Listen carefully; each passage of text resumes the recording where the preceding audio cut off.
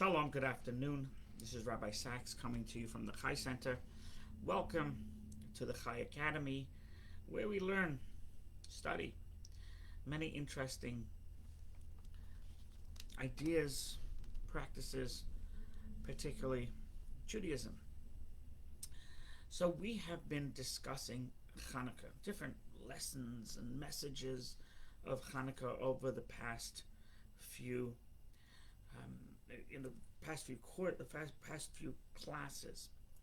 I want to discuss today some interesting trivial pursuits, or maybe we should call them televivial pursuits with regards to Hanukkah. Just interesting things, interesting tidbits, things that may not be discussed in a typical class or in a full class.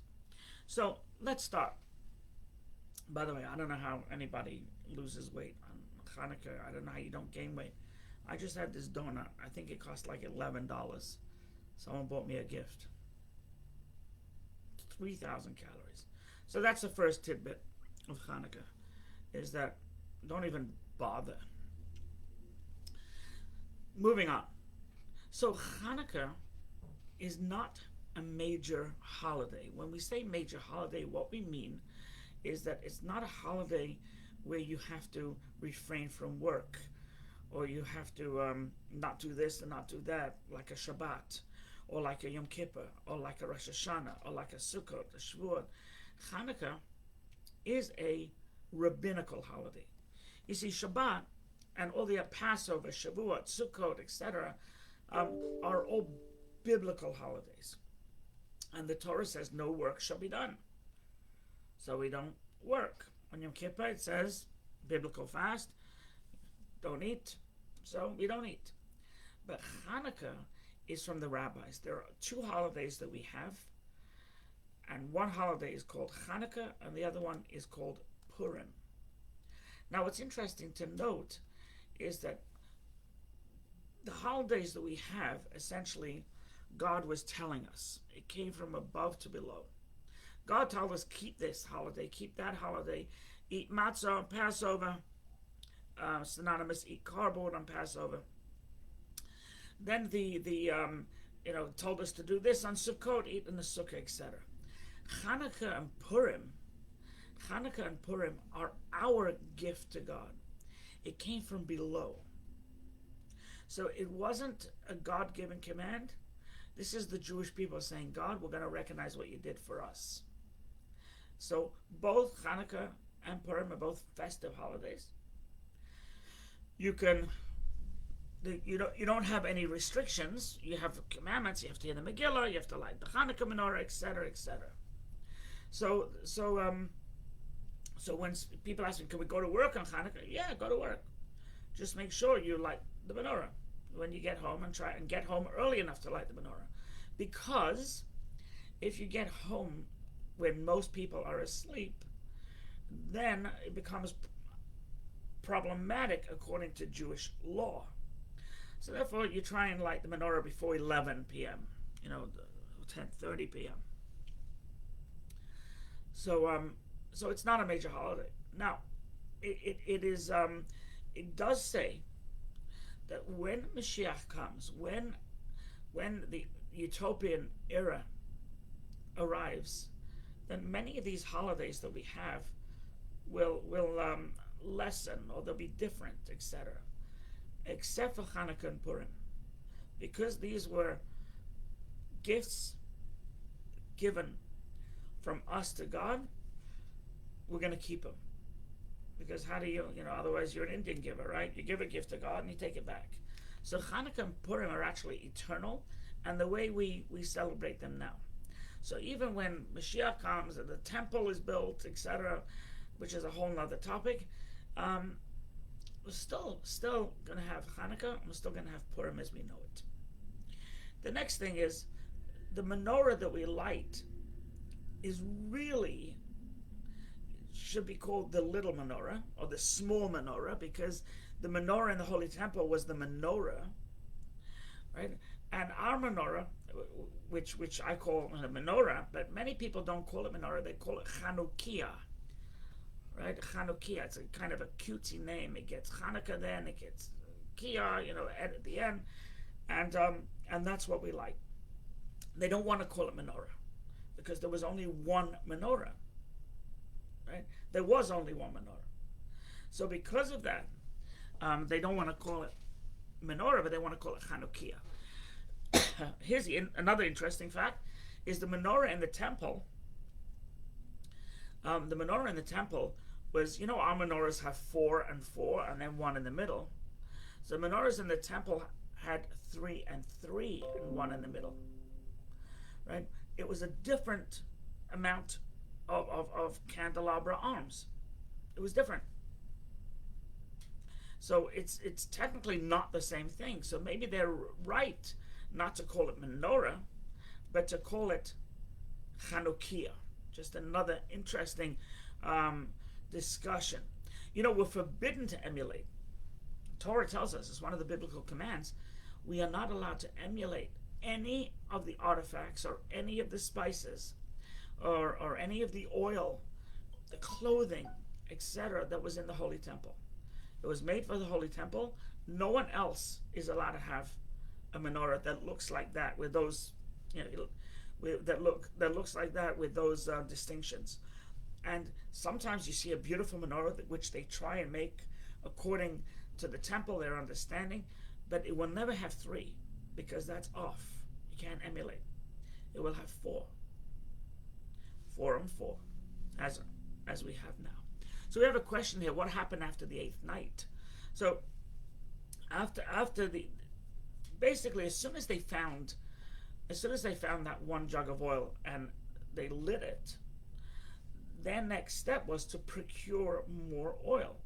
They knew that they have to press the olives, and it's going to take time because, as we said yesterday, when you press the olive and the juice comes out and the oil comes out and it's all one big mix, and it takes time for things to settle and the oil rise to the surface. So how long does it take? It takes about 7-8 days. So by the time, as soon as they had enough oil, they didn't need the miracle anymore. You only need the miracle when you need the miracle. God just doesn't throw out miracles. And definitely there's something in the Talmud that says, Ein somchin ala nes. We're not allowed to rely on miracles. If a miracle happens, that's great. We've discussed this in previous classes, that miracles do happen. We may be oblivious to it, but they do happen. They do happen. It was a near miss on the LIE. That was close. Was it close or was it a miracle? Right? And you just dismiss it as close. Cars didn't touch, etc. So it's a different discussion. So as soon as they procured the olive oil that was allowed to be used for the menorah in the Holy Temple, then they're able to extinguish the lights and be able to make new lights, and life continued as normal. Now, when we talk about this olives and the pressing, so it's interesting to note that the first pressing, that oil went to the menorah. The first pressing. It's what we call virgin olive oil. I always say I don't care what the olives do between themselves, but that's called. It's called virgin olive oil.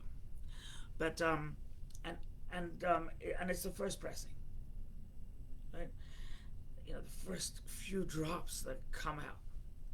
Then they press it again, harder this time, and then they have a third pressing, and they get more olive oil. And once again, they have to go through the same thing. They have to make sure, wait until it settles, and they didn't have centrifuges to help that process along. And so this first pressing went to the menorah. The other pressings went for other things in the Holy Temple. So, for example, there was for the sacrifices, that when certain sacrifices require oil, it depends what it was. Was it a mincha? Was it an oil? There's different. It's also not for this class. So you either did the second pressing or the third pressing, right? And they always try to get the best olives. Everything in the Holy Temple, right, had to be not only clean, of course, but it had to be of good quality. So when they offered, an offering, and the offering was flour and fried flour, whatever the pancakes, whatever.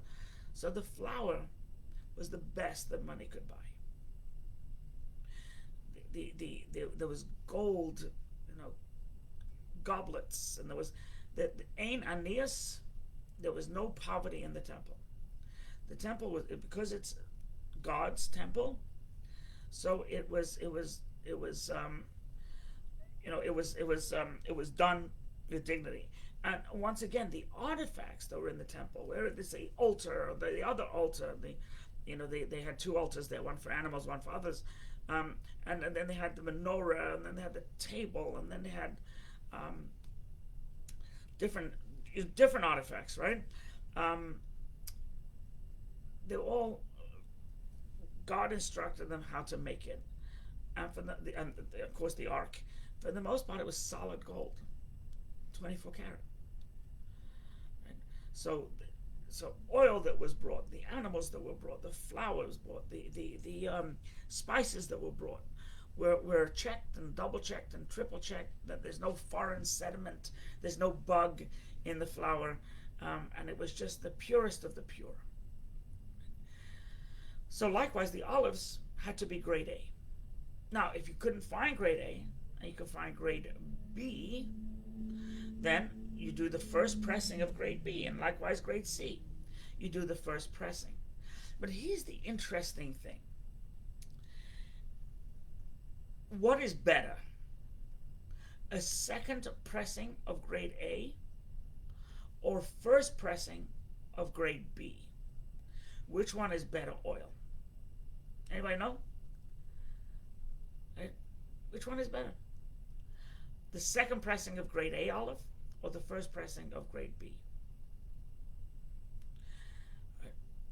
So I can ask another question. What's better? The second pressing of grade A or the first pressing of grade C for the menorah? So Andrew got it right. A second pressing was never used for the menorah. Even if you had superior olives, but they had pressed them, and now it came to a second pressing, should we use that for the menorah? These are really good olives. Second pressing you couldn't use for the menorah.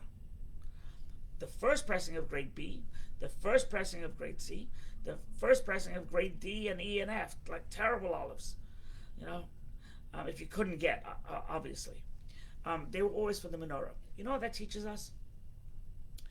Is that there are different grades. People are not the same. There are different categories. There are people that are more pure than others. People are more gentle than others. People are more this than others, that, the others, etc., etc. But the bottom line is, just like the oil in the menorah had to be grade A, whatever level we are, whatever person we are, we have to make assure that we are grade A. That we are, the first pressing. That we are the best we can be. That's the idea. So just like grade A, B, C, and D, it's always the first pressing went to the menorah. So too, in human, right? When it comes to human terms, right? We may not be as righteous as the next person, but we have to be as righteous as we can be. I think that's the idea. I think it was the Shpala Zeta once said, when I pass, I'm not afraid of God asking me, why weren't you like Abraham? Why weren't you like Sarah? Why weren't you like Moshe? Why weren't you like Rivka, etc.? He said, I'm not afraid of that.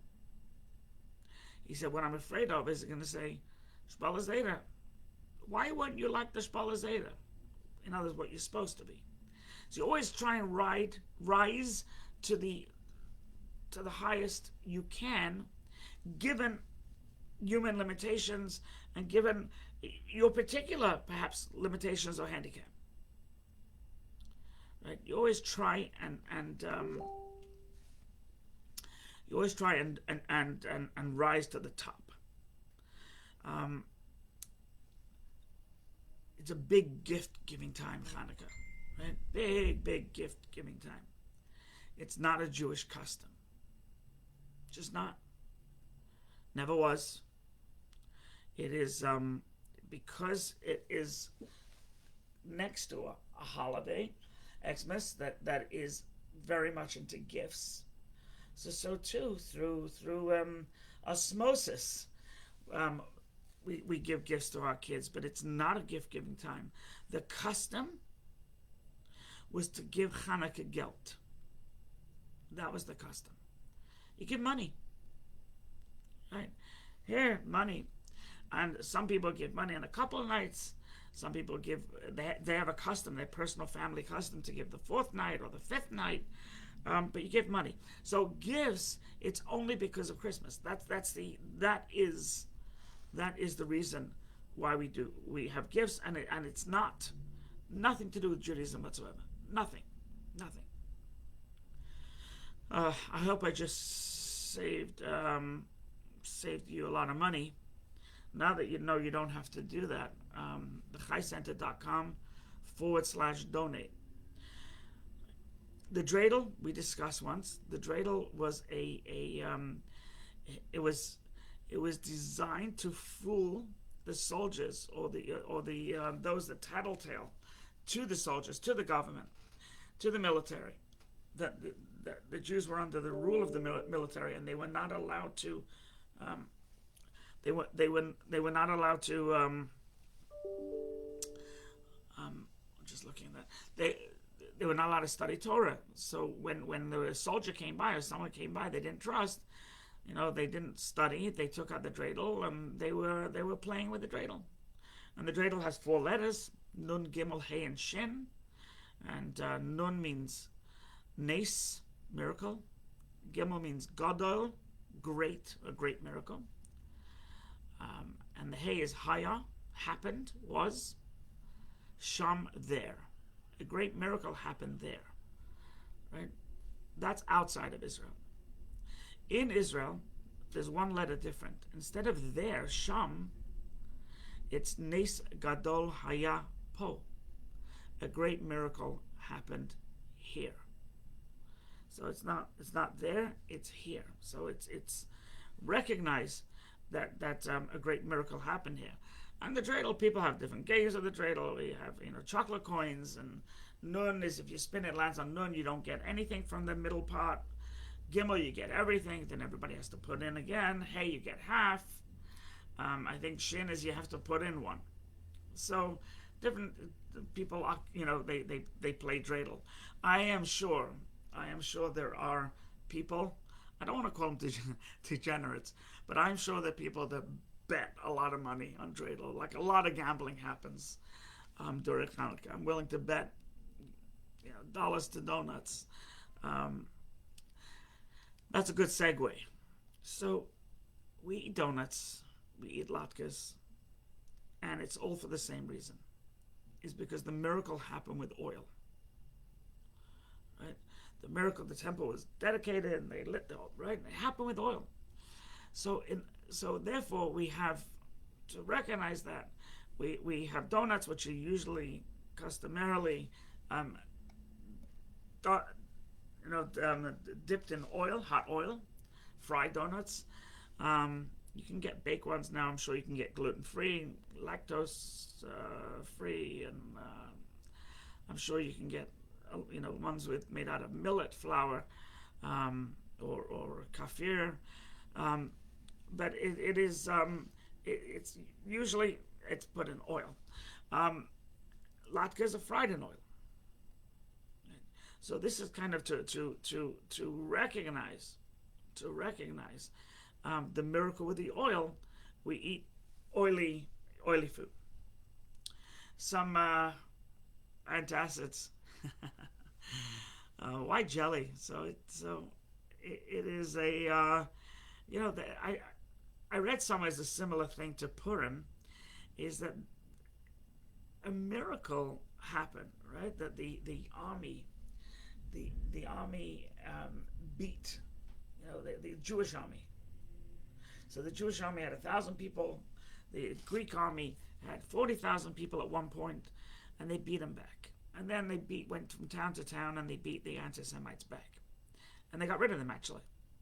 They got them out, shut the border, and they were out. So God could have made it a lot easier, right? God could have just said, okay, anti-Semite Greek soldiers, you're done. And all of a sudden they either disappear, or all of a sudden they find themselves in Australia or South Africa, right? They're gone. But God didn't do that, right? God didn't do that. What God did was He made the Jews fight, because you got to earn it, right? You got to earn it. He made them fight. Now, was it miraculous? Yes, it was miraculous. So it was a miracle. Why didn't He? Well, He wanted the Jews to have a stake, a part in it, the Maccabees, right? And it also helped Judah gain, notoriety and popularity, and restore the kingship back to and the Kohen back to where it was supposed to be. So because it was a miracle that was enclosed in nature, some people say that is why the jelly is hidden within the donut.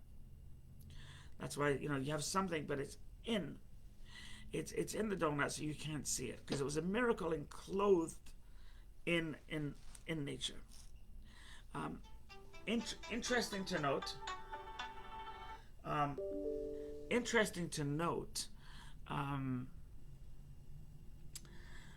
There are 17.5 million donuts eaten in Israel. Right? 17.5 million donuts. That's just what I told you. Part of it is going to be trivia. The other bit of trivia is Jimmy Carter was the first president to light the public menorah, right? So every year since then, there's the public menorah. Most times the president doesn't light it, but one time, or maybe a couple times, the president did light it, right? And that Jimmy Carter was the first one, and Harry Truman was the first president to have a menorah in the White House. So that's a little bit of trivia. Now, the story of Purim, we have a Megillah, right? And we read it, and it's a holy book. We don't have a scroll or anything like that for Chanukah. We just don't. It's a little piece in the Talmud that mentions it very quickly. But it's, Chanukah teaches us incredible things, as we've discussed. So there's no book. Well, the truth is there is a book. There's a book, Maccabees 1, Maccabees 2, but it's not a Jewish book. It didn't make it. It didn't make it into the Tanakh. It didn't make it into the book of the prophets and of these writings like Esther did. It didn't make it. So I heard the main reason was that they already closed the Tanakh, the Torah, and the prophets and the writings. Right? They already closed it. No more entries. So it sort of got missed over. Right? That's what I heard. The other thing I heard, which definitely gives me pause, is that part of the story of Chanukah, right, is that the Jews were oppressed. They were oppressed by the soldiers. There were also many Jews were Hellenists. They didn't believe in God. They just wanted to live like a Greek and leave us alone. We like the Greek letters and we like the Greek culture, and we're not interested whatsoever. We're not interested. The Greek God is good enough for us. And they were Hellenists, right? And they didn't do the right thing. They didn't keep Torah laws, but it wasn't just keep Torah laws because they weren't brought up that way. And they were brought up that way. They denounced it. It's a big difference. They completely denounced it. and they knew better. And they're called Hellenists.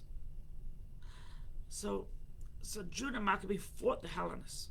He fought them out, right, and killed. It was there was not only Greek soldiers that were killed, there were Jews that were killed, etc. And he killed them, and he got rid of them, and he he quieted their voice,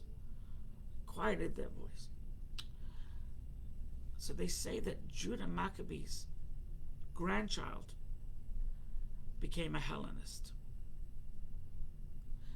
So therefore, what a slap in the face to the man that fought and beat the Hellenists. What a slap in the face. Right? It's almost like saying Churchill's grandson. I don't think Churchill had kids. Not sure. It's almost like saying Churchill's grandson became a Nazi. Right? You say, wait a minute, how does that work? His grandfather, right? His grandfather, beat the Nazis. So here, Judah Maccabee's grandson became a Hellenist, and therefore it wasn't, I don't know if it was in his lifetime, not in his lifetime, I don't know. But it definitely takes away from some of the nachas that we have, which of course, kids can make you or break you, right? A kid could be amazing. All kids are amazing. They're all amazing, but they could make you go to very high places or go to very low places, right? So obviously Judah Maccabee's grandson was a little troubling. So any questions?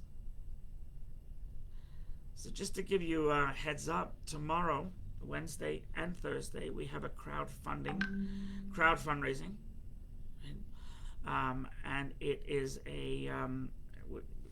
because of COVID, we really got hurt really badly. So it's crowdfunding. We're trying to raise money. We're trying to get people to share the link with others and see if we can raise some money. So it's live now, but tomorrow at 10, it's going to go really live. But you can take a look at the site. It is, by the way, beautiful. There's a song that we wrote and made, and movies and different videos, clips, rather, that we made. So go take a look. Anyway, it's charidy.com, CHARID.com/The Chai Center. Take a look. See if you can spread it, share it, help us. God bless.